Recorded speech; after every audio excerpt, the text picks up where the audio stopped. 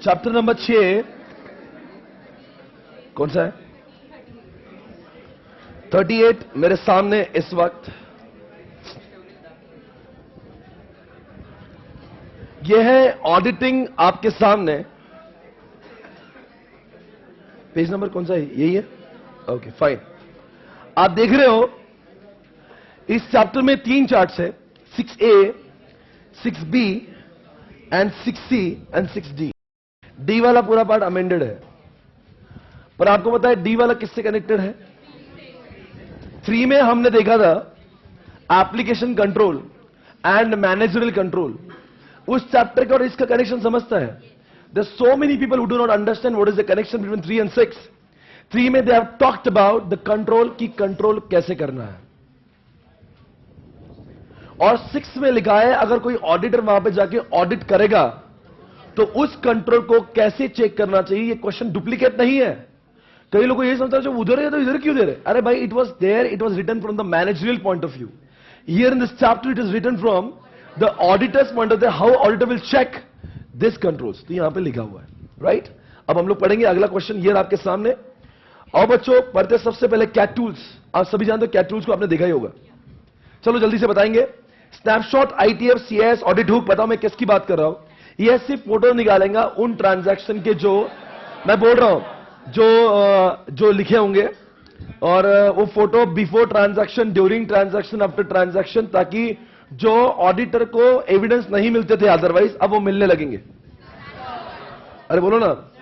पर स्नैपशॉट और स्कार्फ में एक फर्क है। स्कार्फ उन्हीं चीजों का फोटो निकालता है जहां पे एरर्स होते हैं, और दूसरा मैं किसकी बात कर रहा था?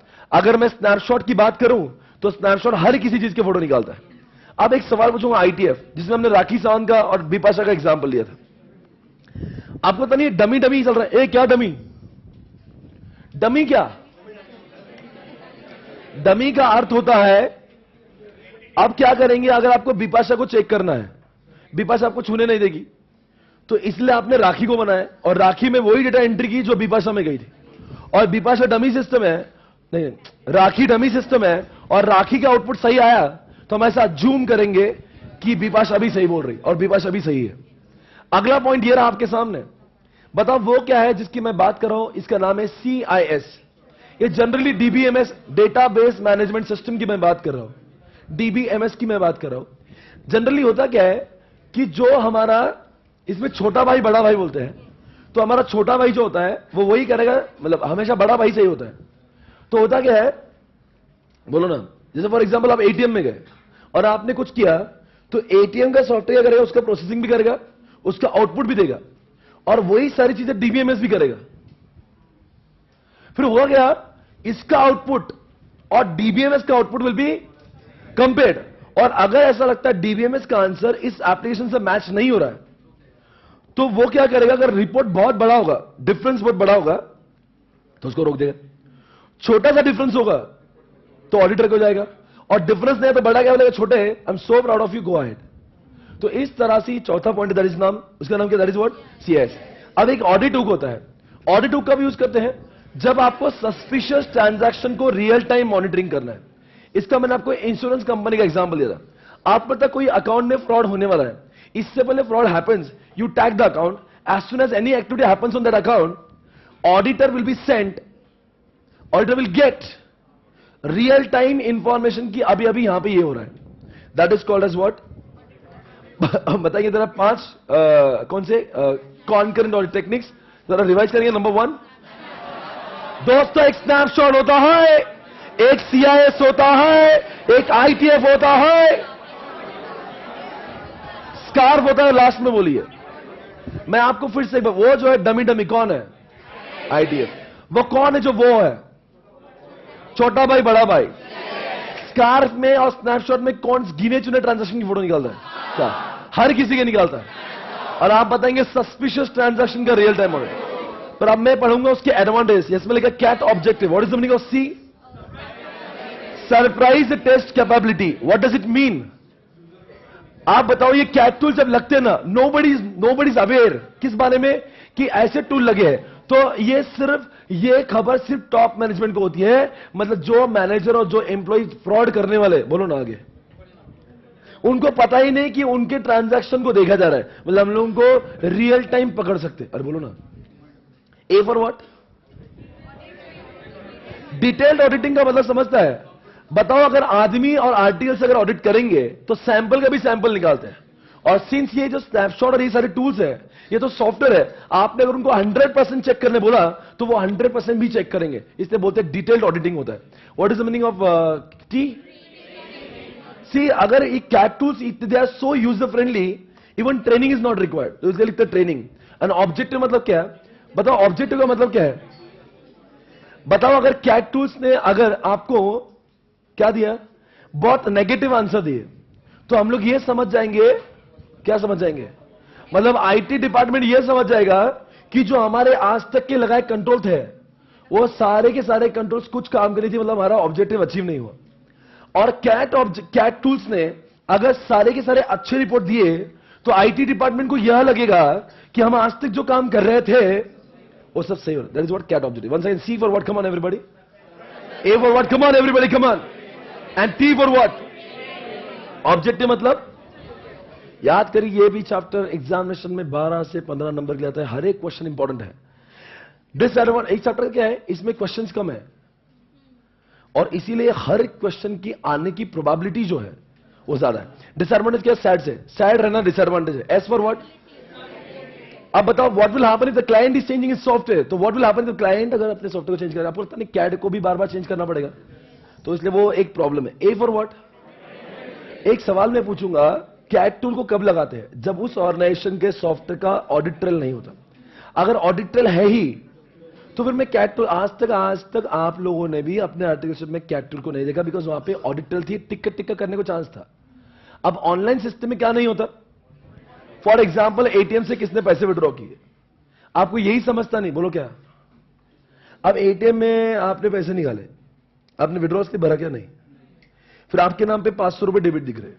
अब आर्टिकल गया वहां पे, ये ऑडिटर गया, अब वो वेरीफाई कर रहा है, टिक 500 रुपए। अब दूसरा टिक किधर करो? करने को जगह ही नहीं, बिकॉज विड्रॉ स्लिप नहीं है। अगर यही अगर बैंक में होता तो विड्रॉ स्लिप होता, लेजर में 500 दिखते, टिक। इसीलिए वहां पे ऑडिट ट्रेल था बैंक में, इसलिए कैट टूल की जरूरत नहीं पड़ी। पर एटीएम के जमाने में बोलो ना, ऑडिट ट्रेल नहीं है, इसीलिए तो वहां पे कैट टूल की जरूरत पड़ती है। मतलब बोलने का मतलब यह हुआ, जिन जगहों पे ऑडिट ट्रेल नहीं है, सिर्फ उन्हीं जगहों पे कैट टूल का इस्तेमाल किया जाता, वरना कैट टूल का, गलत बोलोगे सही? और जिन जगह पे ऑडिट ट्रेल है उन जगह पे कैट टूल की जरूरत नहीं है। सैड से डी फॉर व्हाट? भाई क्या लिखा? डेवलपमेंट का मतलब क्या है? आप बताओ, ऑडिटर जो था, कैट टूल कैसा कस्टमाइज सॉफ्टवेयर है। अब जो कैट टूल को किसको देख के बनाया जाता है, ये पांचों भी चीजों को, जब वो ऑर्गेनाइजेशन का जो सॉफ्टवेयर है ना, उसकी जब तक वीकनेस और स्ट्रेंथ ऑडिटर को पता नहीं है, auditor will not be able to develop, बोलो क्या, कैट टूल अच्छे से। इसीलिए कैट टूल बनाने से पहले ऑडिटर को उस ऑर्गेनाइजेशन के सॉफ्टवेयर के वीकनेस और स्ट्रेंथ की जानकारी होना जरूरी है, जो कि उसको थी नहीं, because when he was appointed उसके पहले ही सॉफ्टवेयर बन चुका था, इसलिए कैट टूल अच्छे से बन नहीं पाता। हम लोग डिसएडवांटेज पढ़ रहे हैं। S for what? सी बताओ, अगर मान लीजिए मैं बोला कि साहब मैं आर्टिकल को जो भेजना चाहता था, अब मैं आर्टिकल को बदले कैट टूल्स भेजता हूं, ऐसा आपके बॉस ने अपने क्लाइंट को बोला, बोले अच्छे से चेक भी होगा, 100% चेकिंग करेगा, आर्टिकल तो कुछ भी चेक करता है। तो बोलता है कि आर्टिकल जो है वो तो थे, पर जो ये अभी ये जो सेट, ये जो हम लोग कैट टूल लगाएंगे, वो लगाने के लिए खर्चा बहुत लगता है, तो 4 लाख रुपए आपकी बिलिंग में ऐड करेंगे, ऐसा आपने क्लाइंट को बोला। क्लाइंट क्या बोलेंगे? भाई एक काम करो, जैसा भी आर्टिकल हमारा अच्छा है और अच्छा भी है, जैसा भी चेक, श्रद्धा से जो भी हो रहा है, इतने हमें मस्ती नहीं। मतलब कोई क्लाइंट आपको लगता है ऑडिट फीस देता नहीं जल्दी से, वो क्या कैट टूल के पैसे देंगे? नहीं देता। E for what? हम लोग डिसएडवांटेज पढ़ रहे हैं, तो कैट टूल का डिसएडवांटेज क्या है कि at least you should have a knowledge of using computer. मतलब आजकल के जो भारत के जो बूढ़े चार्टर्ड अकाउंटेंट है, जिनको कंप्यूटर का कीबोर्ड भी नहीं आता, ऐसे लोगों के लिए, क्या बोलो ना आगे, ऐसे लोगों के लिए क्या ये कैट टूल को यूज करना बहुत मुश्किल है, because at least you should have some basic knowledge of using. तो एक बार बोलेंगे सैड से एस फॉर व्हाट? जिस ऑर्गेनाइजेशन में स्टेबिलिटी नहीं होती है, बार बार कैट टूल को चेंज करना पड़ेगा। ए से detail auditing, sorry audit trail जहां पे होती है वहां पे कैट टूल की जरूरत नहीं है। डेवलपमेंट के समय ऑडिटर था नहीं, इसलिए प्रॉब्लम हो गई। सपोर्ट ऑर्गेनाइजेशन करते नहीं, बिकॉज ऑर्गेनाइजेशन लगता है ये फालतू का खर्चा है। और ई फॉर व्हाट? जिस ऑडिटर को एक्सपीरियंस नहीं वो इसका इस्तेमाल नहीं कर पाएगा। अगला सवाल ये रहा आपके सामने। अब देखो यहां पे दो क्वेश्चन है, एक एनवायरमेंटल है और एक फिजिकल है। मैंने आपको डेटा सेंटर की बात कही थी, याद करो मैंने क्या बोला था। अगर कोई भी डेटा सेंटर में आप जाके चेक, ये चैप्टर का नाम क्या, ऑडिट है ना, ऑडिट। बताओ ये चैप्टर की इतनी इज्जत क्यों है? हम लोग क्या बनने वाले? सी है बेटा, क्या सही बोल रहे तू? हवला है कि तो ढोकले वो बोल रहे ऑडिटर बनने वाले। सी तो सबको मालूम। हम लोग क्या बनने वाले? ऑडिटर।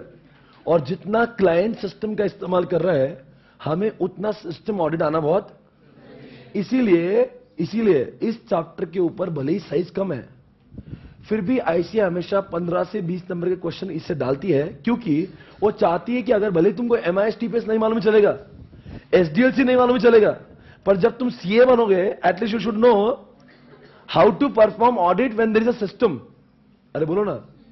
फॉर एग्जाम्पल मुझे बोलना है, मुझे क्या बोलना है, एयरटेल जैसी कंपनी है जिसके 4 करोड़ सब्सक्राइबर है, ध्यान से सुनना इधर, कितने करोड़?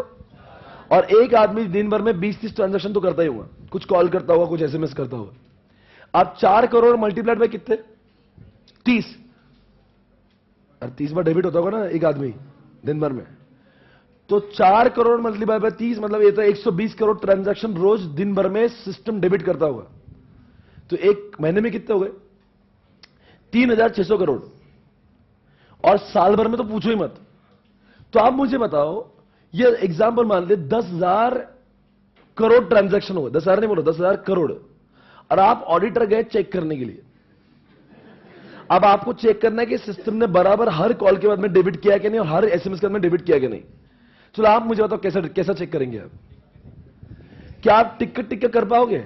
अरे डोगलो, आप क्या पूरे पुणे के सीए भी बैठ जाइए ना यार, तभी भी अकेले एयरटेल का ऑडिट नहीं होगा।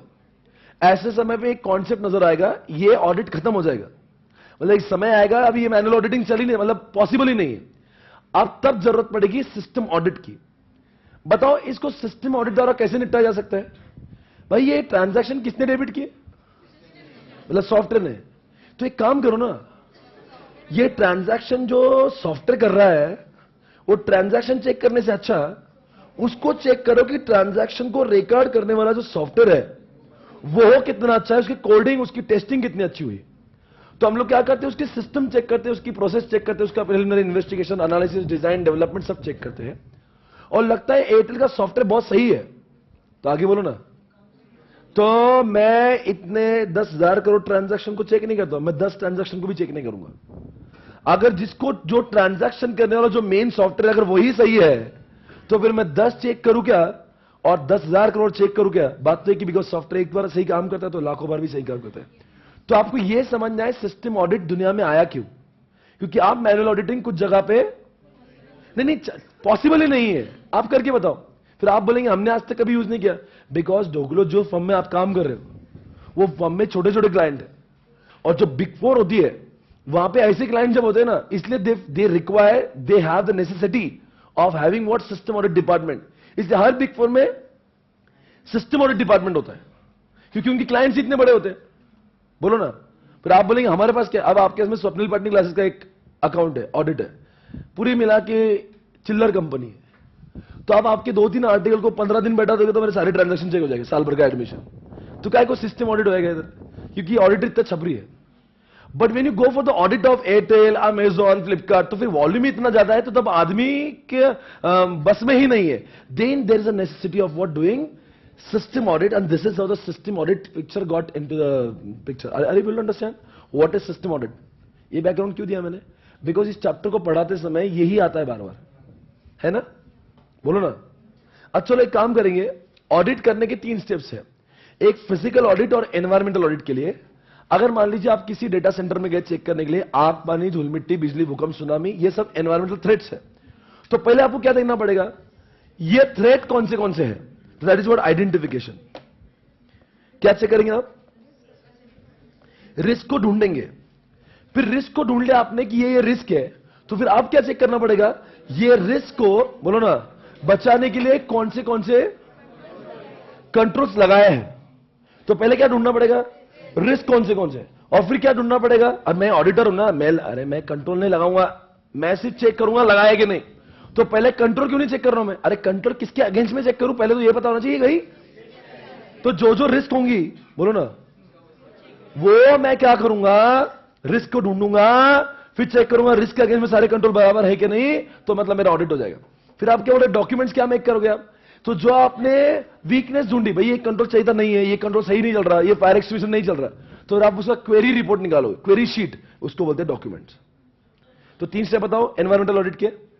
रिस्क को ढूंढेंगे, फिर कंट्रोल को चेक करेंगे। ध्यान दीजिएगा अच्छे से, आपको कल पढ़ते समय बहुत स्पीड मिलेगा, वरना आपको एक एक पेज एक एक घंटा लग सकता है।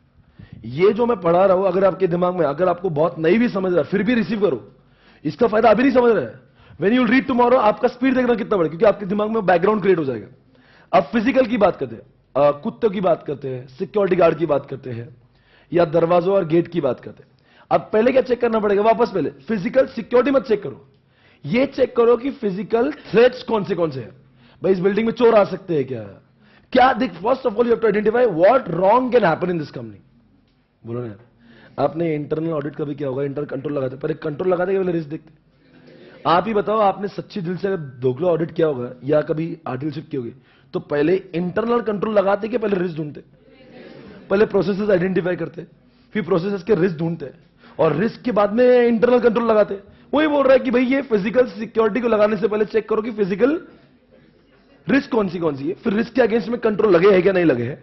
पर एक बात है, फॉर एग्जांपल फिनिक्स मॉल का ऑडिट कर रहे हो, तो फिनिक्स मॉल के थ्रेट्स को ढूंढने से पहले फिनिक्स मॉल का प्लान आपके पास होना चाहिए फिजिक्स, क्योंकि वो बिल्डिंग 2 एकड़ का है, तो 2 एकड़ का बिल्डिंग पहले समझना चाहिए, बिल्डिंग का नक्शा, बिल्डिंग का प्लान, उसका क्या बोलते हैं ब्लूप्रिंट देखना जरूरी है।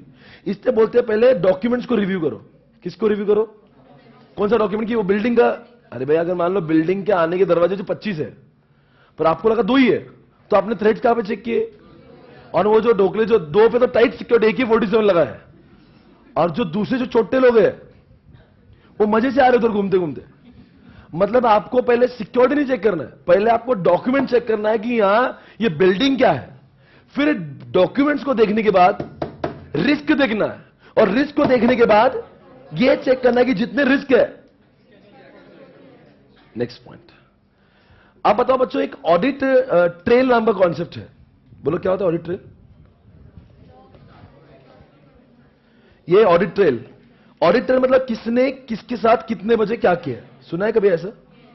किसने किसके साथ कितने बजे। Audit trail is a log, it records users act. Audit trail कभी गलत काम करने से रोकता नहीं, तुम करो जो करना है, वो सिर्फ लिखता है कि आपने क्या गलत काम किया, वो यूजर की एक्टिविटी लिखता है, तो लॉग हो गया। तो बताओ ऑडिट ट्रेल बनाने के 3 ऑब्जेक्टिव क्या है? DRP, डी से डिटेक्शन होगा, किस बात का डिटेक्शन, कि कौन से गलत लोगों ने एक्सेस किया, वो रोकता नहीं। फॉर एग्जांपल मेरे सॉफ्टवेयर का लॉग है तो वो रोकेगा नहीं, पर मैं बाद में चेक तो कर सकता हूं ना कौन से गलत लोगों ने किया। अब दूसरा पॉइंट, R मतलब reconstruction. What does it mean? It means what, for example कल रात में ऐसा हुआ था कि मैं काम कर रहा था इंटरनेट पर, और जो काम किया था वो फाइल उड़ गई, सवेरे देखा तो फाइल उड़ गई। अब now what I want to check कि मैंने काम कौन सा किया, इसलिए मैं गूगल क्रोम की हिस्ट्री में गया और मैंने देखा कि कल रात में मैंने कौन से इंटरनेट की वेबसाइट को विजिट किया था। फिर मैंने वहां पे जाके उसको वो पेज को रीलोड किया। तो मतलब गूगल क्रोम का जो हिस्ट्री है, आपको पता नहीं इस समय मेरे लिए रिकंस्ट्रक्शन के लिए काम में है। तो जो मेरा फाइल खो गया था इंटरनेट के डाउनलोड्स के बाद में, अब मैं वो गूगल क्रोम के हिस्ट्री में जाके जो खोया वो डेटा मैं अपने आप का रिकवर कर पाया। तो that is also what one more objective of audit trail, reconstruction. And what is the third point? अरे अगर मेरे एम्प्लॉय को यह पता है कि स्वप्निल पाटनी सर को हम जो भी करते हैं वो लॉग में दिखता है, तो बताओ will he dare to commit any frauds? He will not dare to commit any fraud. Oh he will, because he knows what, और his activities is being monitored. तो अब जैसे सीसीटीवी का होता है ना, लोग सीसीटीवी कुछ करते, लोग कई लोग तो सीसीटीवी से लगा दिखते भी नहीं, पर एम्प्लॉय को नहीं क्या चमका के रखते, देख सब दिख रहा है यहां, कुछ करना नहीं, बराबर है ना? तो एम्प्लॉय गलत करेगा कि नहीं करे, करने से पहले डर जाएगा। That is what personal. तो 3 बातें, डी फॉर डिटेक्शन, आर से reconstruction, and P for what. अगला सवाल बता, दुनिया में 3 लेवल की सिक्योरिटी है, ऑपरेशनल लेवल, टेक्निकल लेवल। अच्छा, दुनिया में ऐसा होता है, यह है स्ट्रैटेजिक, यह है और यह है और इनके नीचे भी एम्प्लॉइज होते हैं बहुत सारे। अब मैं सिक्योरिटी के कॉन्टेक्स्ट में बात कर रहा हूं, आपका ध्यान होना चाहिए, मैं हर एक शब्द बोल रहा हूं, इंपॉर्टेंट है। पास होना तो ध्यान दीजिए, वरना घर जाइए। ऑपरेशनल, ये तीनों लेयर के सिक्योरिटी है, लेयर के सिक्योरिटी है। अब जब भी ऑर्गेनाइजेशन में कोई एम्प्लॉय ज्वाइन होगा या कोई कस्टमर होगा, बताओ ये एम्प्लॉय ज्वाइन हुआ तो इसको अब पासवर्ड चाहिए, तो पासवर्ड स्ट्रैटेजिक लेवल नहीं देगा, ऑपरेशनल देगा। मतलब पासवर्ड वाला काम यहां पे होता है। अब इतने सारे लोगों का रोल्स एंड रिस्पॉन्सिबिलिटी क्या होगा, वो भी यहां पे होगा। इनका सोड सेग्रीगेशन ऑफ ड्यूटीज भी इस लेवल पे होता है। देखो सिक्योरिटी तीनों भी लेवल पर होती है, पर तीनों लेवल की सिक्योरिटी एक जैसी नहीं होती, हर एक एरिया की सिक्योरिटी अलग अलग टाइप की होती है। इस लेवल पे इसे चिल्लर टाइप की सिक्योरिटी होती है। पर मान लो डिजास्टर रिकवरी प्लान बनाने का है, बीसीपी बनाने का है, सिक्योरिटी पॉलिसी बनाने का है, कंट्रोल करने के लिए ईआरपी लगाना है, या फिर वो कोबिट लगाना है, कोबिट। ये सारी चीजें इतनी, ये भी सिक्योरिटी है, पर ये बड़े लेवल की सिक्योरिटी, इसका नाम स्ट्रैटेजिक होता है, बराबर है। और जो सिक्योरिटी रोज रोज के काम में आती है, एम्प्लॉय को पासवर्ड देना कि नहीं देना, दिया तो कितना देना, एक्सेस कंट्रोल एंड ऑल, ये ऑपरेशनल। पर ये ऑपरेशनल के लेवल के लोग सही काम कर रहे हैं कि नहीं काम कर रहे हैं, उसका रिव्यू लेना, उसका ऑडिट करना, उसका लॉग चेक करना, नहीं अच्छे काम किया तो चेंज करना, ये सारी चीजों को बोलते हैं टैक्टिकल। तो दुनिया में 3 लेवल की सिक्योरिटी, ऑपरेशनल लेवल,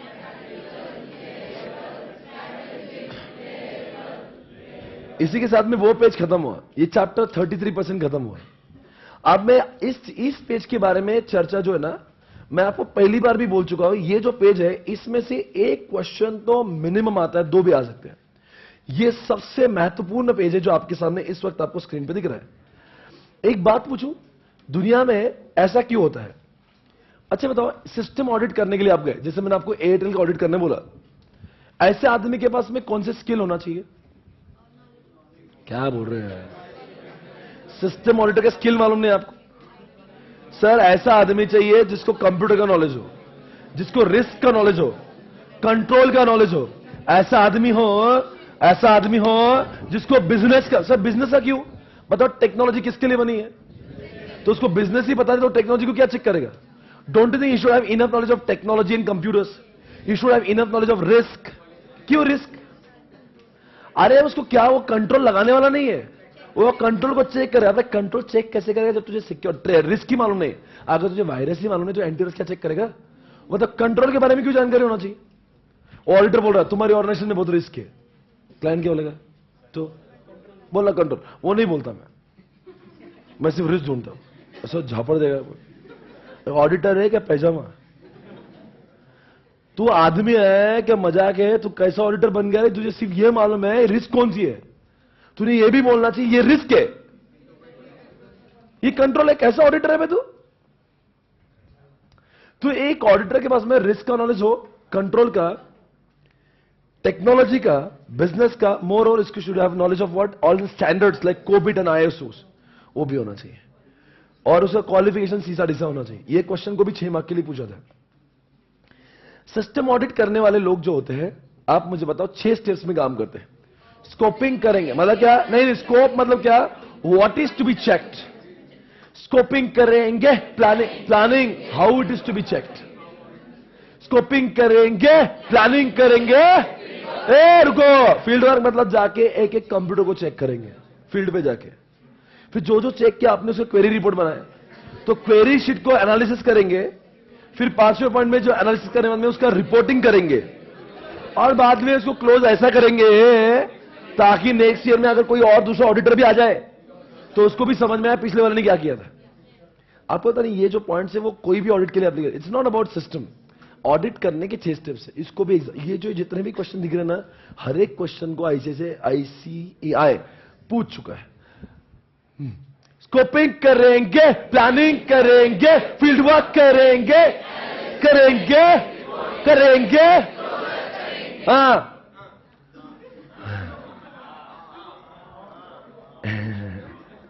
एक सवाल पूछ लेता हूं मजाक मजाक में, एक बात पूछूं, ऑडिटर को क्या काम, फंक्शन समझते हैं?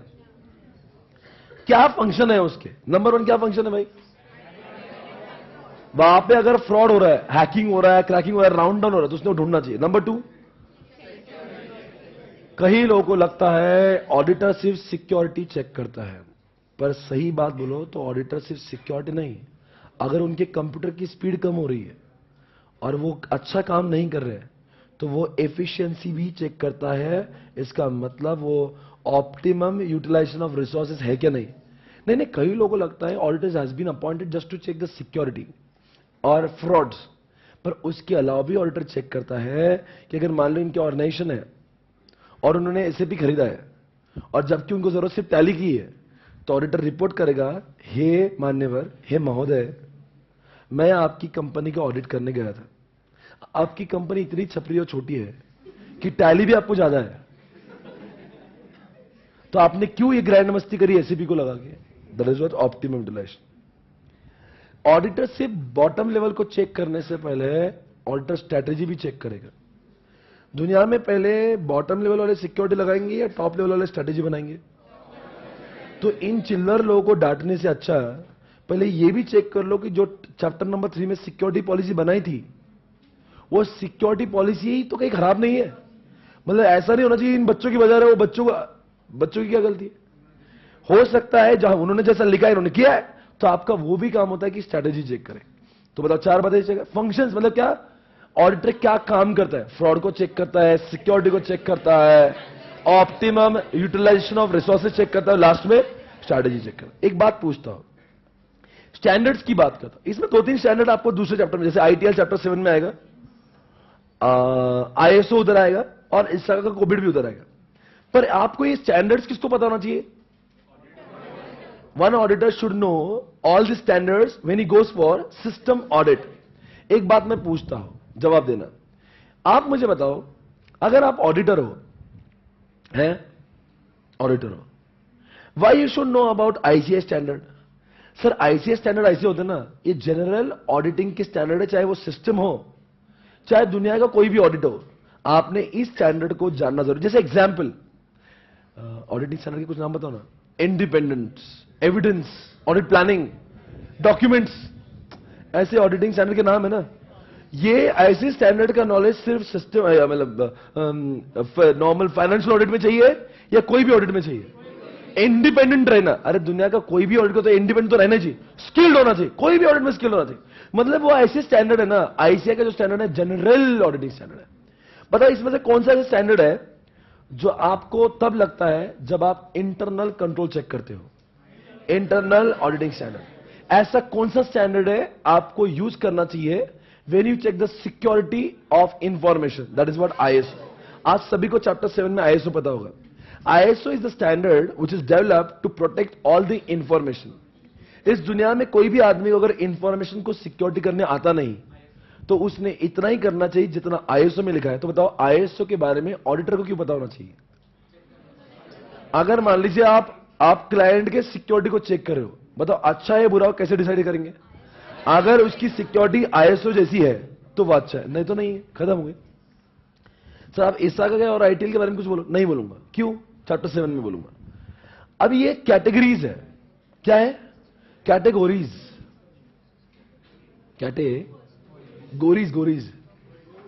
एक बात पूछूं मैं आपको, नहीं आप बोलो पूछू क्या है, ये क्या है। नहीं, जैसे आजकल जब हम लोग सीए का प्रैक्टिस करते हैं, कोई टीडीएस वाला काम करता है, कोई स्टॉक ऑडिट करता है, कोई सिस्टम करता है, कोई सर्विस टैक्स पे काम करता है, तो अपना अपना एक डोमेन है।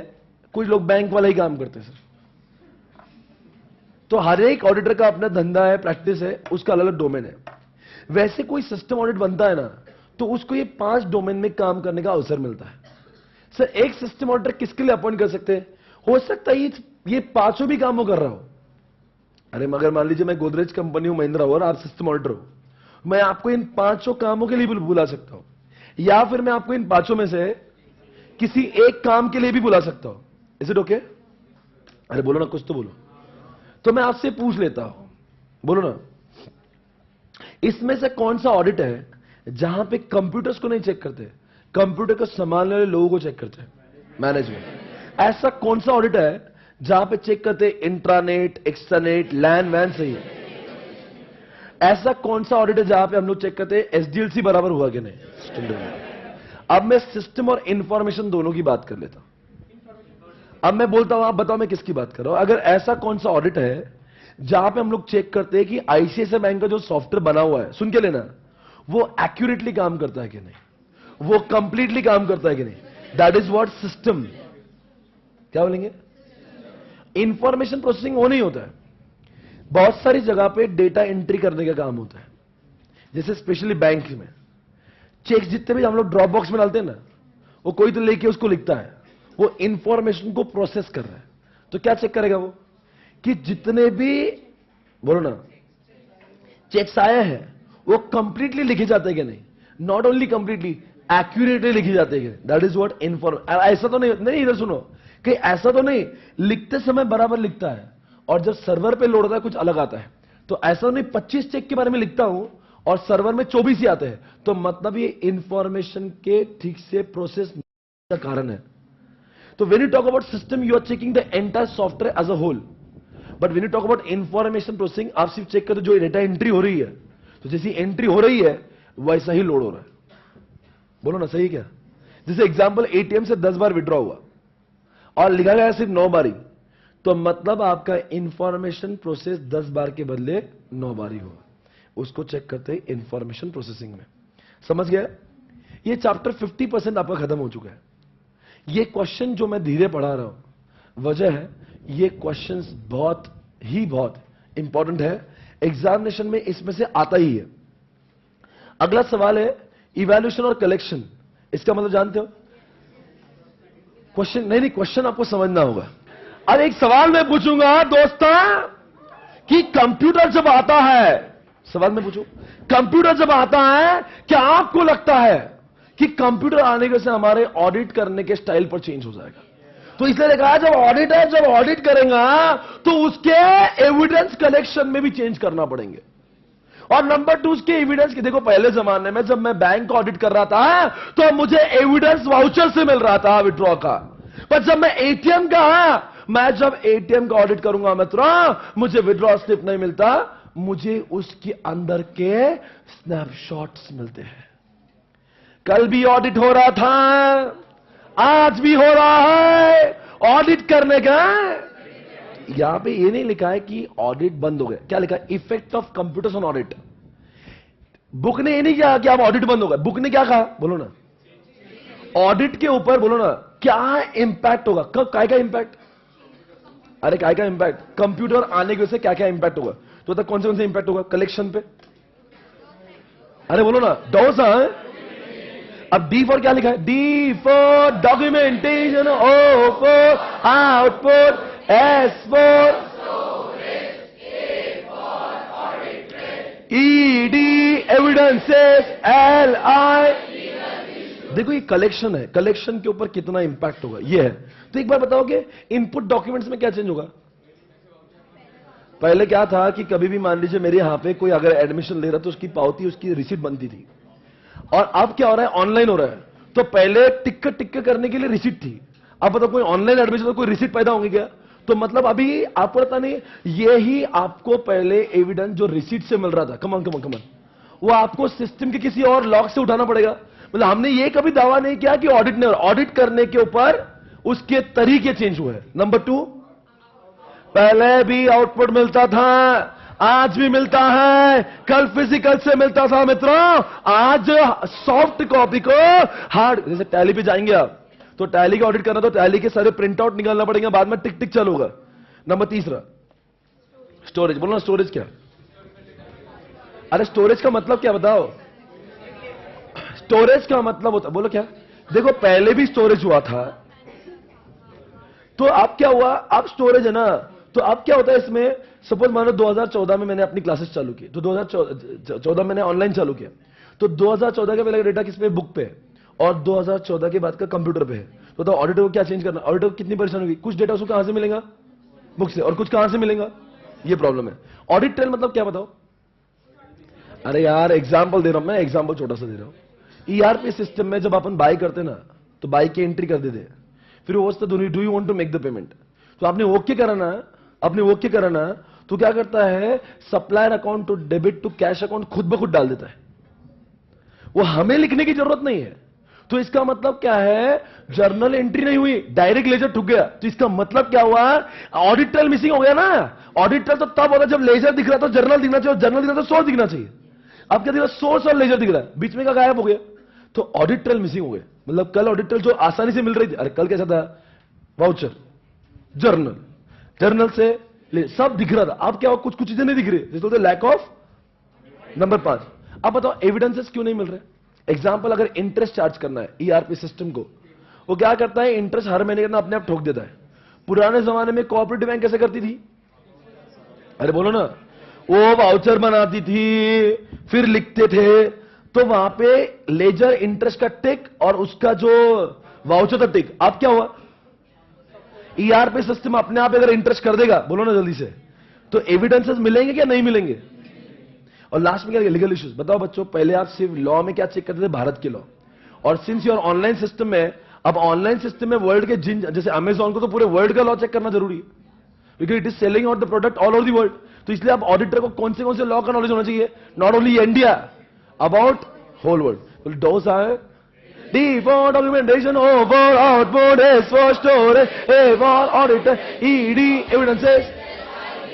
नेक्स्ट क्वेश्चन, सांस में तेरी, सांस इवैल्यूएट करती है और डोसा इडली का पार्सल कलेक्ट होता है, ऐसे याद रखना। सांस बोलो, एस फॉर व्हाट, समझा नहीं मैं। अब बताओ, आपको कलेक्शन में चेंज करना पड़ेंगे, तो इवैल्यूएशन में भी ऑर्डर को चेंज करना पड़ेगा। तो सिस्टम जनरेटेड ट्रांजैक्शन, मतलब इंटरेस्ट का एग्जांपल लेता हूं। पहले इंटरेस्ट कहां से इवैल्यूएट करते हैं, वाउचर से। आप इंटरेस्ट वाउचर से नहीं दोस्तों, आपको मास्टर से चेक करना पड़ेगा कि कंप्यूटर के अंदर जो मास्टर है ना, वहां पे इंटरेस्ट का टेबल होगा। आपको पहले मैनुअल सिस्टम में वाउचर से चेक करने की जरूरत थी, अब आपको वाउचर तो दिखते नहीं है, आपको सिस्टम सॉफ्टवेयर का जो टेबल बना हुआ है, मास्टर टेबल, वहां से चेक करना पड़ेगा। नंबर 2, मैं एक सवाल में समझा नहीं क्या, ऑटोमेटेड प्रोसेसिंग, अरे वो लिखा ना ये इन्वेंट्री के बारे में। आप बताओ, पहले क्या था, इन्वेंट्री कम होती थी ना, तो परचेस मैनेजर के पास रिक्वेस्ट जाती थी, फिर परचेस मैनेजर सप्लायर को बोलता था। आज क्या होता मालूम क्या, ऑनलाइन सिस्टम में जैसे इन्वेंट्री रीऑर्डर लेवल से कम हुई, directly order is send to the supplier. Purchase manager को साइन लेते ही नहीं, फिर ऑडिटर क्या चेक करेगा, कम से कम नहीं साइन ले रहे, ये तो चेक करेंगे ना कि परचेस डिपार्टमेंट को वो अप्रूवल के लिए एटलीस्ट पूछता है कि नहीं। तो पहले भी क्या कर रहे थे, ऑर्डर जा रही थी, आज भी ऑर्डर जा रही है। पहले परचेस वाले की साइन चेक करते थे, आज साइन नहीं, उसका अप्रूवल चेक करेंगे। मतलब क्या हुआ, हमारे इवैल्यूएशन में चेंज हुआ। और तीसरी बात क्या लिखे, सिस्टमिक एरर। आप मुझे बताओ क्या सिस्टमिक एरर, नहीं, सिस्टमिक एरर मतलब क्या, सिस्टमिक एरर मतलब क्या, बहुत अच्छी बात हुई। वैसे आपको आज ज्यादा इवैल्यूएशन करने की जरूरत नहीं, क्यों, आप कैसा है, कंप्यूटर का अगर आपने सॉफ्टवेयर चेक कर लिया और कोडिंग सही है, तो उससे क्रिएट के लाखों ट्रांजैक्शन को चेक करने की जरूरत नहीं है। पर मैनुअल सिस्टम में ऐसा नहीं था, हर ट्रांजैक्शन को you had to check, because आदमी अलग अलग मूड में कभी भी गलती कर सकता है। पर कंप्यूटर में कैसा है, अगर उसका सॉफ्टवेयर सही है और आपने 1-2 ट्रांजैक्शन चेक कर लिए, तो लाखों ट्रांजैक्शन को इवैल्यूएट करने की जरूरत नहीं। तो बताओ, कंप्यूटर आने से इवैल्यूएशन कम हो कि ज्यादा हो, बोलेंगे सास, S for what, come on everybody, A for what, come on, and S for what, बोलो। अब बताओ, एक सवाल मैं पूछूंगा, कंट्रोल क्यों करते हैं, जरा ऐसी बताओ नॉलेज के लिए, कंट्रोल क्यों करते हैं भाई। अरे यार, इस चैप्टर का मेन चीज है भाई, कंट्रोल क्यों करते हैं। आज से मैं सवाल पूछता हूं, कंट्रोल क्यों करना चाहिए।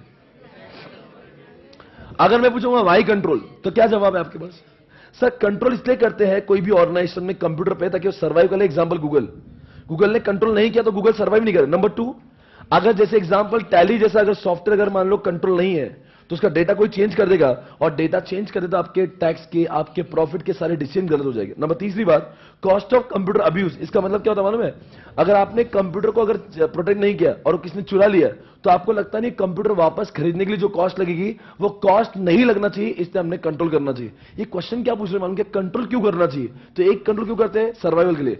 एक कंट्रोल क्यों करते हैं, ताकि हम लोग डिसीजन मेकिंग गलत ना ले। एक कंट्रोल क्यों करते हैं, कॉस्ट ऑफ कंप्यूटर। नंबर 4, ये क्या लिखा है? Value of hardware. ये क्रेडिबिलिटी इंपैक्ट मतलब क्या है? सोचिए सिटी बैंक अगर कंप्यूटर को कंट्रोल नहीं करेगा और किसी ने हैक कर लिया तो क्या जाएगा?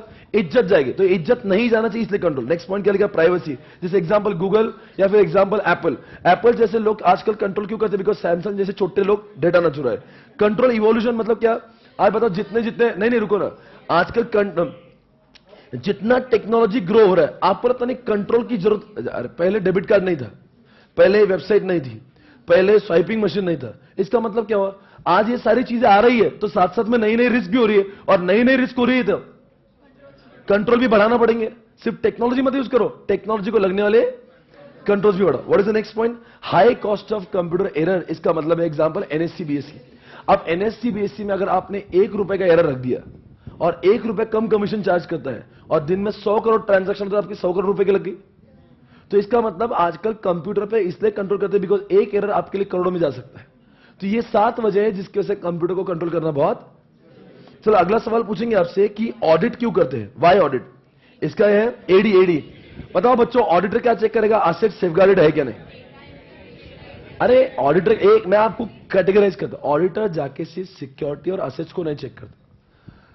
ऑडिटर का ये भी काम है कि जो टेक्नोलॉजी लगाई है वो अच्छी भी है और फास्ट भी चलती है। मतलब यहां पे अगर ऊपर के 2 पॉइंट देखेंगे तो सिक्योरिटी के बारे में, और नीचे के 2 पॉइंट सिक्योरिटी के बारे में नहीं। It talks about efficiency and effectiveness. नहीं, मुझे बोलना है, अगर आपने ऑडिटर, मैंने आपको अपॉइंट किया तो आपने क्या चेक करना चाहिए? मेरे कंप्यूटर की सिक्योरिटी नहीं चेक करना चाहिए, आपने ये भी चेक करना चाहिए मेरा कंप्यूटर फास्ट चलता है कि नहीं, और मेरा कंप्यूटर सच में अच्छे अच्छे टाइप के क्वालिटी रिपोर्ट देता है कि नहीं, दैट इज इफेक्टिव। तो A for asset and data integrity. मैं आपको समझाऊंगा एग्जामिनेशन में डिफिकल्ट कहां पे होगा। एक तो फंक्शन की भी 4 पॉइंट है। ऑडिट क्या, कौन से 4 काम करता है, और ऑडिट क्यों करते हैं, दोनों में फर्क समझते हैं। ऑडिट क्यों करते हैं तो एडीई, और ऑडिटर ने ऑडिट करते समय कौन सी 4 चीजें चेक करना चाहिए? एक फ्रॉड, एक ऑप्टिमम यूटिलाइजेशन ऑफ रिसोर्स, तीसरी बात सिक्योरिटी, और चौथी बात स्ट्रैटेजीज चेक करना चाहिए। तो दोनों का डिफरेंस आपको बताना चाहिए। और जो आखिरी वाला पेज है, इट्स सो सिंपल। एक बात पूछूं क्या मैं? ऑडिट करते समय, अभी चैप्टर सिर्फ 5 मिनट का बचा है, खत्म हो जाए। इधर देखना मेरे पास, इधर देखो। ऑडिट करते समय आपको पता नहीं ऑडिटर ने उस ऑर्गेनाइजेशन के लोगों से बात करना चाहिए पहले, कि डायरेक्टली ऑडिट करना चाहिए? अगर फ्लिपकार्ट का ऑडिट करने जा रहे हो तो आपको लगता नहीं पहले फ्लिपकार्ट के लोगों से बात करना पड़ेगी? You have to understand the business of Flipkart. अरे फ्लिपकार्ट का बिजनेस कैसे चलता है, वो सप्लायर कैसे बेचते हैं, कमीशन कैसा चार्ज होता है, लोग माल कैसे खरीदते हैं, पेमेंट कितने दिन में क्लियर होता है, ये आपको जब तक ये सारी प्रोसेसेस मालूम नहीं है तो क्या आप उसका सिस्टम का ऑडिट चालू कर पाएंगे? तो क्या करना चाहिए? पहले तो पूरा ऑर्गेनाइजेशन समझ के लो, उसके बाद क्या करो? प्लान करो क्या टेस्टिंग करो? अरे यार, ऑडिट किया क्या नहीं किया? प्लान करते हैं, टेस्टिंग करते हैं। चलो नहीं करना प्लानिंग। सर अगर आपने प्लानिंग अच्छे से नहीं किया ना, आपका ऑडिट उतना इफेक्टिव, तो क्या करना चाहिए? प्लानिंग। प्लानिंग में क्या डिसाइड होता है? किसको चेक करना है, किसको नहीं चेक करना, कौन सा मटेरियल है, कौन सा नॉन मटेरियल, कौन सा की है। अरे यार, ऑर्गेनाइजेशन में auditor has a concern of time budget. Auditor can not check 100%, he has to decide कि किसको चेक करना है, किसको नहीं करना है। इसलिए प्लानिंग करते समय auditor will have to have knowledge of each and everything. फिर वो डिसाइड करता है मटेरियल कौन सा है, नॉन मटेरियल कौन सा है, की कौन सा है, नॉन की कौन सा है, and on the base of that he decides कि किसको किसको, उसको बोलते हैं nature, timing and extend decide. That is what plan. Plan समझा क्या भाई? पर एक बात करता हूं, प्लानिंग करते समय ऑडिटर खुद करेगा या मैनेजमेंट का भी ओपिनियन कंसिडर करेगा? बिकॉज अल्टीमेटली कौन जानता है उस ऑर्गेनाइजेशन के बारे में ज्यादा। एक सवाल और पूछूंगा, ये तो ऑडिट प्लान लिखा है, मैंने सब कुछ बोल दिया है। अच्छा, इसमें लिखा है ऑडिट प्लान इटरेटिव, तो मतलब बार बार चेंज हो सकता है, हाँ या ना? एक बात इसमें और भी लिखी है, एक बात इसमें लिखी है, जनरल पॉइंट जान दो। अच्छा, डॉक्यूमेंटेशन की जरूरत की ऑडिट करते समय? अरे क्या जवाब दे रहे हो यार? नहीं नहीं, फ्यूचर के लिए नहीं। आप ऑडिटर हो, आपने अपॉइंट किया, आपने टाटा का ऑडिट किया। अब टाटा को आप 10 लाख फीस मांग रहे हो। टाटा क्या बोलेगा? भाई तूने 10 लाख का काम किया ना, बता ना तूने क्या किया। बोले मैंने किया। बोले कैसे? बोले नहीं कर लिया, आप मैं आया था। ये सब छपरी बातें बंद करो। आपको जो भी काम किया वो तभी समझा जाएगा, माना जाएगा जब इट इज एक्चुअली। तो डॉक्यूमेंटेशन इज इंपॉर्टेंट। अब एक बात सवाल पूछेंगे, प्रिलिमिनरी रिव्यू आपने कभी सुना है? ये जब भी किसी ऑर्गेनाइजेशन को ऑडिट करना होता है, जब भी किसी ऑडिटर को ऑडिट करना है, तो जब तक उस ऑर्गेनाइजेशन का वो प्रिलिमिनरी रिव्यू जानता नहीं, तब तक उसने ऑडिट की शुरुआत करना चाहिए या नहीं करना चाहिए? एक बात पूछता, प्रिलिमिनरी रिव्यू के बारे में क्या क्या लिखा है वहां पे? नॉलेज ऑफ टेक्नोलॉजी, ये स्कोप डिसाइड करने से पहले की बात है कि बाद में की?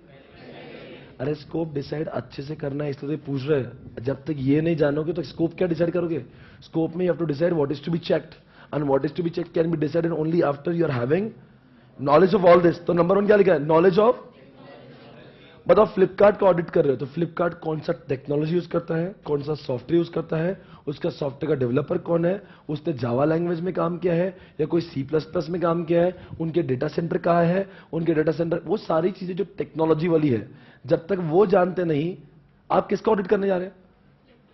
टेक्नोलॉजी का। तो you have to know about की what technology they have used. Number 2, tell me why you have to know about the business when you talk about system audit. Sir अगर वो फ्लिपकार्ट का बिजनेस चेक करना चाहता है तो ये जानना जरूरी है? नहीं, फ्लिपकार्ट का टेक्नोलॉजी यूज करना चाहता है तो ये चेक करना जरूरी है फ्लिपकार्ट का बिजनेस का पैटर्न क्या है? नहीं, बोलो ना। पहले बिजनेस के बारे में जानना चाहिए, technology. Technology is required for business, तो हमें चेक करना पड़ेगा जो टेक्नोलॉजी यूज हो रही है whether it is fulfilling the objective of business, तो हम लोग कहेंगे ये सिस्टम सही चल रहा है। नंबर 3 बात, अब बताओ why you have to know about internal control. उस ऑर्गेनाइजेशन का इंटरनल कंट्रोल जितना स्ट्रांग होगा तो हम उतना चेकिंग कम करेंगे ज्यादा। Number 4, why you have to know कि इस ऑर्गेनाइजेशन के लिए कौन से लॉ एप्लीकेबल है। जैसे अगर कोई आप बैंक ऑडिट कर रहे हो तो why you have to know कि आरबीआई की गाइडलाइंस क्या है। साहब कुछ जगहों पे आपको डिसाइड ही नहीं करना क्या चेक करना है। अगर वो ऑलरेडी आरबीआई ने बोला है कि जब तुम सिस्टम ऑडिट को जाओगे ये सब चेक है, तुम्हें अपना मस्ती करके क्या फायदा? वो बोल रहा है ना ऑलरेडी। अब जो कोई लिस्टेड कंपनी के लिए गए तो आपने सेबी ने अगर बोला होगा उसके सिस्टम में ये चेक, तो आप फोकट में जबरदस्ती क्या चेक करना, आपको सोचना ही नहीं, डायरेक्ट ठोकना है। लास्ट में क्या करना है? रिस्क असेसमेंट क्या लिखा है? एक सवाल है, why you have to know कि इस ऑर्गेनाइजेशन में मटेरियल क्या है और नॉन मटेरियल क्या है। सर अगर यही पता नहीं है मटेरियल क्या है और यही पता नहीं है नॉन मटेरियल क्या है, तो हम लोग ऐसा भी कर लेंगे, वो चेक कर लेंगे जो मटेरियल और रह जाएगा।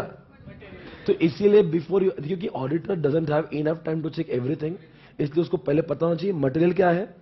जैसे एग्जांपल सीए फर्म में बहुत सारे कंप्यूटर्स हैं और उसमें एक सर्वर भी है, तो चिल्लर छपरी कंप्यूटर को चेक करने से पहले, क्योंकि उसमें जान है, दैट इज मोर इंपॉर्टेंट। अब बताओ, एक 3 टाइप की रिस्क भी होती है सीआईडी। इसको अब बताओ, कुछ भी कर लो रिस्क रहने वाली, इनहेरेंट। आप कंट्रोल कर सकते थे पर आपने नहीं किया, दैट इज कंट्रोल, हाँ या ना। और एक बात, वो रिस्क थी पर आपको दिखी नहीं। मैं एक सवाल पूछता हूं, ऑडिटर ने 100 में से 20 सैंपल को सिलेक्ट किया, उस 20 में रिस्क थी नहीं, तो ऑडिटर ने रिपोर्ट बनाया कि इस ऑर्गेनाइजेशन में रिस्क ही नहीं, पर एक्चुअल रिस्क वो 80 में थी। मतलब ये कंट्रोल रिस्क है, detection risk? Detection risk. Antivirus लगा के वायरस कम हो सकते थे पर एंटीवायरस लगाया नहीं, ये कंट्रोल रिस्क है।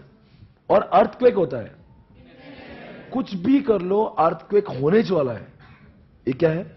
Inherent risk. अगला सवाल, मुझे लगता सवाल ही नहीं है, एक है लास्ट वाला, वेज ऑफ वैलिडेशन। इधर देखो, वेज ऑफ वैलिडेशन लिखा है। अगर मान लीजिए आपको ये चेक करना है कि ये सही है क्या नहीं है, अरे बहुत बार होता है ना आपको, जैसे आप भी डेटर्स का वैलिडेशन करते हो जब फाइनेंशियल स्टेटमेंट में, तो आपको चेक करना है कि इन्होंने ये काम किया कि नहीं काम किया। तो ये सीआईडी वाला तरीका अपनाओ कि asking the same question to same person in different manner. वो नहीं क्या दया, वो 4-5 लोग बैठते हैं और जिसको आजू से लेके घेरे में लेके उसको बजाते, वो बाद में बोलता है बस मारो मत, मैंने कर दी। वो क्या, asking same question to same person. और एक तरीका और है, asking same question to different people. अब उन्होंने बोला कि हमने मॉक ड्रिल किया था, तो एक काम को अपने लगता है झूठ बोल रहे हैं, तो यही क्वेश्चन मॉक ड्रिल जैसे वो दृश्यम मूवी में होता, वही क्वेश्चन बहुत लोगों को पूछो। तीसरी बात, आपको चेक करना है कि वो सही क्या नहीं, तो एक काम करो, उनके जो आंसर है वो मैच करो कि चेकलिस्ट से। जैसे आपको सिक्योरिटी चेक करना है तो ये चेक करो कि उनकी सिक्योरिटी पेपर से मैच हो रही है, मतलब उनका पेपर जो सिक्योरिटी पॉलिसी का है और जो स्टैंडर्ड सिक्योरिटी पॉलिसी होना चाहिए वो मैच करो, चेक करो सही क्या नहीं। और एक तरीका है सिक्योरिटी को चेक करने का कि पहले हमने उनका पेपर चेक किया और स्टैंडर्ड पेपर चेक किया। और एक तरीका क्या होता है, ये चेक करो कि जो पेपर पे लिखा है वो एक्चुअल में भी काम करे, मतलब एक पेपर टू पेपर चेक करो और एक पेपर टू एक्चुअल चेक करो। जैसे एग्जांपल, फायर एक्सटिंग्विशर होना चाहिए तो चेक करो फायर एक्सटिंग्विशर पॉलिसी में लिखा है कि नहीं। फायरवॉल होना चाहिए, चेक करो कि फायरवॉल लिखा है कि नहीं। सिर्फ चेक नहीं किया, सिर्फ चेक करो पेपर पे है कि नहीं। फिर पेपर टू पेपर बराबर हो गया, फिर एक चेक करना चाहिए पेपर पे तो है, वो एक्चुअल में है भी कि नहीं, उसको बोलते देखो ना यहां पे comparing checklist with actual and comparing checklist with what work papers. समझ में आया? ये 4 तरीकों से हम लोग वैलिडेशन करते हैं। Asking same question to same person different manner, asking same question to different people, asking checklist से कंपेयर करो और चेकलिस्ट टू एक्चुअल करो। अगर ये हो गया वैलिडेशन। अब इस तरह से ये चैप्टर पूरी तरह से खत्म हुआ, पर मुझे शांति अब तक नहीं मिलेगी। मैं एक बार रिवाइज कराऊंगा, सारे 2 मिनट में क्वेश्चन खत्म करूंगा, आपको भी समझ में आएगा आपको आ रहा है कि नहीं आ रहा है। बताओ, थोड़ा जोरों में जवाब देना, अच्छे से उत्साह के साथ में, एनर्जी के साथ में। बोलो देंगे? हाय या ना? कम ऑन एवरीबॉडी। 5 टाइप के कॉनकरेंट audit tool, snapshot, scar, ITF, CIA audit. वो कौन सा है जो रियल टाइम मॉनिटरिंग करता है सस्पिशियस ट्रांजैक्शन? ऑडिट। वो कौन सा है जो सारे ट्रांजैक्शन की फोटो खींचता है? स्नैपशॉट। एरर वालों की खींचता है सर। वो कौन सा डमी डमी? वो कौन सा है जो वो है? सीएस। अगला सवाल ये रहा आपके सामने, बोलो ना दोस्तों। अगर मैं आपसे पूछूं कैट के ऑब्जेक्टिव क्या है? समझा नहीं मैं? कैट के एडवांटेज है, कैट ऑब्जेक्ट है। सी फॉर सरप्राइज टेस्ट कर सकते हैं हम लोग, डिटेल्ड में ऑडिटिंग कर सकते हैं बिकॉज इसमें इंसान नहीं है, ट्रेनिंग लेने की जरूरत नहीं, बहुत आसान है। और कैट ने अगर अच्छे आंसर दिए तो हम लोग समझ सकते हैं अपना ऑब्जेक्टिव हासिल हो गया। डिसएडवांटेज है सैड रहना, ऐसे सपोर्ट नहीं करता वो, ऑडिट ट्रेल जहां पे उसकी जरूरत नहीं, ऑडिटर डेवलपमेंट के वक्त इन्वॉल्व नहीं था, ऑर्गेनाइजेशन का क्लाइंट बार बार सॉफ्टवेयर चेंज करेगा, हमें भी कैट को चेंज करना पड़ेगा। और एटलीस्ट ऑडिटर शुड हैव थोड़ा सा knowledge of using computer. Audit करने की 3 स्टेप्स है, दोनों की भी कॉमन है, फिजिकल और लॉजिकल। फिजिकल एनवायरमेंटल में चेक करो कि रिस्क कौन सी है, चेक करो कि उसके लगाए हुए कंट्रोल बराबर है। और अगर आप लोग एनवायरमेंटल सिक्योरिटी को चेक करते तो लिखते हैं कि जो क्वेरी रिपोर्ट है वो लिखो। तो डॉक्यूमेंट्स देखो, तीनों के स्टेप्स वही है, पर जो डॉक्यूमेंट जो एनवायरमेंटल का है वहां पे क्वेरी को लिखते हैं, और जो मैं फिजिकल सिक्योरिटी का डॉक्यूमेंट करता हूं उसमें वो क्वेरी की बात नहीं कर रहा है, वो बोल रहा है ब्लूप्रिंट वाला डॉक्यूमेंट चेक करो, इसलिए वहां पे लिखा है रिव्यू। वो बोलता है बिल्डिंग का प्लान चेक करो, फिर रिस्क ढूंढो और फिर कंट्रोल लगाओ। अगला सवाल ये रहा आपके सामने, ऑडिट ट्रेल मतलब किसने किसके साथ कितने बजे क्या किया, उसको ऑडिट ट्रेल बोलते हैं। ऑडिट ट्रेल के 3 ऑब्जेक्टिव, डीआरपी, एक तो ढूंढना गलत है क्या नहीं, रिकंस्ट्रक्शन का मतलब होता है जो गया है हम उसको वापस ला सकते हैं, और पर्सनल अकाउंटेबिलिटी का मतलब होता है, क्या होता है? पर्सनल अकाउंटेबिलिटी मतलब वो लोग गलत काम करेंगे ही नहीं। अगला सवाल, 3 लेवल की सिक्योरिटी, ऑपरेशनल लेवल। आपने एम्प्लॉय को पासवर्ड देना है, ऑपरेशनल लेवल के लोग सही काम कर रहे हैं कि नहीं, टैक्टिकल बीसीपी बनाना, सिक्योरिटी पॉलिसी बनाना। अगला सवाल, एक ऑडिटर के पास कौन सी स्किल होना चाहिए? नॉलेज होना चाहिए रिस्क का, कंट्रोल का, कंप्यूटर का, स्टैंडर्ड्स का। बस ऑडिट करने के स्टेप्स कौन से? प्लानिंग करेंगे, स्कोपिंग करेंगे, प्लानिंग करेंगे, फील्ड वर्क करेंगे, एनालिसिस करेंगे, रिपोर्ट करेंगे और क्लोज करेंगे। अगला सवाल, फंक्शंस 4 होते हैं, फ्रॉड को चेक करना, स्ट्रैटेजी को चेक करना, ऑप्टिमम यूटिलाइजेशन चेक करना, और strategy, optimum utilisation, frauds, security check करना। ये काम है, पर मैंने पूछा ऑडिट क्यों करते हैं? तो बहुत सिंपल, ऑडिट करते हैं एसेट और सिक्योरिटी के लिए, और चेक करते हैं सिर्फ सिक्योरिटी होके चलेगा नहीं, ये भी चेक करते कि एफिशिएंसी और इफेक्टिवनेस है क्या नहीं। एक सवाल पूछूंगा, बताओ इनमें से ऐसा कौन सा कैटेगरी जो मैं बताऊं जहां पे हम लोग सॉफ्टवेयर सही से बनाए कि नहीं, आप चेक करते हो? System development. कहां पे आप इंसानों को चेक करते हो? मैनेजमेंट। कहां पे चेक करते हो? नेटवर्क, लैन वैन चेक करते हो? कहां पे चेक करते हो जो मैं लिख रहा हूं बराबर से प्रोसेस हो रहा है? Information processing. और वो जो कंप्यूटर है वो कंप्लीट एक्यूरेट है एंड ऑल दैट सिस्टम। बताओ इसमें से कौन सा स्टैंडर्ड है जिसकी मैं बात कर रहा हूं, जहां पे आप चेक करते हो कि कंप्यूटर की सिक्योरिटी सही है क्या नहीं? कहां पे चेक करते हैं आप कि इंटरनल ऑडिटिंग कैसा होना चाहिए? और कहां पे आप चेक करते हो जनरल ऑडिटिंग के स्टैंडर्ड्स हैं? अगर मैं आपसे अगला सवाल पूछूंगा तो बताओ what is the effect of computer on audit. अब उसमें एक इवैल्यूएशन है और एक कलेक्शन हमेशा डोसा इडली का पार्सल होता है। D for documentation, O for output, S for A for audit trail, E D evidences, L I, और इवैल्यूएशन हमेशा सास करती है। याद आएगा ना ऐसा एग्जामिनेशन में। एस फॉर व्हाट, अगर सिस्टम जनरेटेड ट्रांजैक्शन है तो हमें पहले वाउचर से चेक करना पड़ता था, अब मास्टर से। ए से पहले वो ऑटोमेटिक जो ऑर्डर जाती थी, पहले तो परचेस मैनेजर की साइन लगती थी, अब उसका अप्रूवल चेक करेंगे। और एस मतलब क्या, सिस्टमिक एरर का मतलब बताइए। आपको अब पूरा चेक करने की जरूरत नहीं, थोड़ा ही चेक करने की। मतलब कंट्रोल क्यों लगाते, ताकि हम सर्वाइवल कर सकते। एग्जांपल गूगल, कंट्रोल क्यों लगाते चेक करने के लिए, कहीं ऐसा ना हो कि हमारा इनकरेक्ट डिसीजन मेकिंग हो जाए। कंट्रोल क्यों लगाते, कुछ लोग एप्पल जैसे लोग प्राइवेसी के लिए कंट्रोल लगाते हैं। कंट्रोल कुछ लोग इसलिए लगाते हैं ताकि उनकी ऑर्गेनाइजेशन के जो टेक्नोलॉजी वो बढ़ रही है। कंट्रोल इसलिए लगाते कुछ लोग ताकि अपने कंप्यूटर्स का कॉस्ट ना जाए, मतलब चोरी ना हो।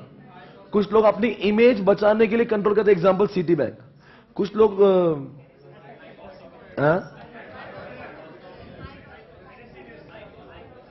अरे बोलो ना हाई कॉस्ट इमेज, मतलब सिटी बैंक बोलो ना। हाँ, high cost of computer error, जैसे कि एनएससी बीएससी वाले लोग क्यों कंट्रोल करते हैं, ताकि अगर उनका कंट्रोल नहीं हुआ तो बहुत नुकसान हो सकता है। अगला सवाल यार आपके सामने बताओ बच्चों, प्लानिंग कब करते हैं, पहले के बाद में? बाद में टेस्टिंग करते हैं, बाद में रिपोर्टिंग करते हैं। प्लानिंग अकेले में करेंगे कि वो मैनेजमेंट को भी पूछेंगे? एक बार होती है, बार बार होती है, to decide nature, timing and exchange. और प्लानिंग करने से पहले ऑर्गेनाइजेशन के मैनेजर से पूछना चाहिए कि नहीं पूछना चाहिए? बताओ, वैलिडेशन करने की 4 तरीके। Asking same question to same person, asking same question to different people, paper to paper check करो, पेपर टू एक्चुअल में चेक करो। अगला सवाल है, बताओ 3 टाइप के रिस्क है। ये पहले कुछ भी करो होती ही है इनहेरेंट, आप करना चाहिए था, करे नहीं। और अगला सवाल, आपको ऑडिटर को समझ में नहीं है डिटेक्शन। अब बताओ कौन सी 5 चीजों की जानकारी के बाद ही आप स्कोप कर सकते हो? मैं जो पूछूंगा जवाब दो। एक तो आपको पहले क्या पता होना चाहिए? अच्छा, आप टेक्नोलॉजी के बारे में पता होना चाहिए, बिजनेस के बारे में, law, legal compliances, internal control and वहां का रिस्क, मतलब कौन सा मटेरियल। अब अगर मैं पूरे चैप्टर को देखूंगा तो इस चैप्टर का अगर हम लोग देखेंगे, इस चैप्टर का मास्टर चार्ट अगर देखेंगे, 2 मिनट बताओ क्या क्या था इस चैप्टर में। एक कैट वाला चीज है, एक वो ऑडिट करते हैं, उसमें ऑडिट में 2 बच्चे, एक फिजिकल है और एक एनवायरमेंटल है। कैट के एडवांटेज भी है, डिसएडवांटेज भी है। फिर हम लोग ने वो सिक्योरिटी के लेवल चेक किए थे, that is what operational level, strategic level, all that. फिर हम लोग ऑडिट ट्रेल के ऑब्जेक्टिव जैसे डीआरपी देखा था। फिर अगर मैं देखूंगा कंप्यूटर का इंपैक्ट क्या होता है, तो 2 इंपैक्ट होते हैं, एक तो इवैल्यूएशन पे और एक क्या बोलते हैं, कलेक्शन पे। और अगर मैं ऑडिट की बात करूंगा तो ऐसे इमोशनल हो गया ऑडिट में। ऑडिटर के स्किल क्या होना चाहिए, कैटेगरीज क्या होती है, फंक्शंस क्या होते हैं, उसके स्टैंडर्ड, और एक था ऑडिट करने के स्टेप्स क्या होते हैं। और अगर मैं इसकी बात करूंगा कि कौन सा प्रिलिमिनरी इन्वेस्टिगेशन आपके पास होना चाहिए, मतलब knowledge of technology, internal control and all that. फिर हमने इसमें देखा था 3 टाइप के रिस्क भी होती है। फिर हमने देखा था कि प्लान करते समय क्या क्या करना चाहिए। फिर हमने ये भी देखा था कि वैलिडेशन करने के 4 तरीके होते हैं। और हमने फिर उसका देखा था वो एक चीज था कि ऑडिट क्यों करते हैं, वाई के 2 बच्चे बने थे, एक तो ऑडिट क्यों करते हैं और कंट्रोल क्यों लगाते हैं। इस तरह का ये चैप्टर है। Right everybody, I hope you understood chapter number 6।